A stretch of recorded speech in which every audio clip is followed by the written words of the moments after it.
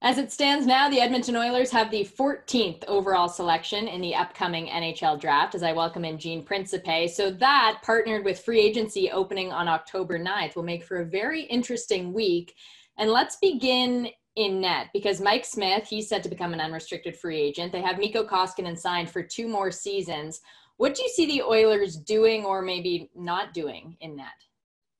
Well, when it comes to that 14th overall pick, Caroline, that in theory is a goaltender that the Oilers would like to choose in that spot if they hold on to the spot and don't make any moves. But in that case, it's a goalie you might not see for 4 or 5 years.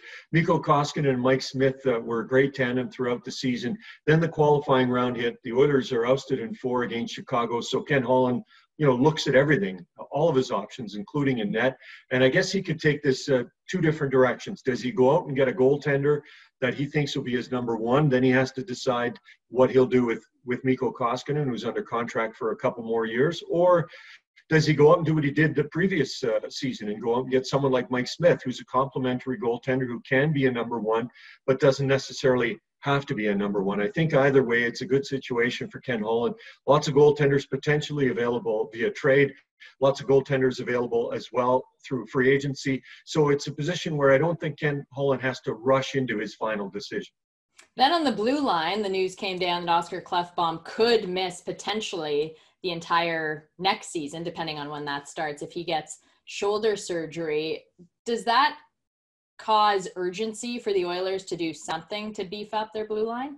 I would agree, Caroline. It does, especially when Oscar's your number one defenseman and plays, all the time and averages 25 plus minutes basically every game. With his status uncertain, whether it's 3 months, 6 months, the entire season that he could potentially miss, definitely the Oilers have to look at an area of strength within the organization. But the strength that's on its way up, that Evan Bouchard and Philip Broberg, for example, a couple of defensemen, they're not quite ready to certainly be in that number one position. And I'm not sure anyone else from the Oilers is ready to take that jump or make that jump. So again, Ken Holland has to look at, does he bring in a defenseman via trade or free agency that just kind of is a stopgap measure for a year or two that helps him out so that they don't have to necessarily rush Oscar back. The Oilers have really a lot of developing blue liners with Ethan Bear as well as Caleb Jones. So I still think it's a position of strength, but there's just that uncertainty because of Klefbom and where he'll be and if he'll be available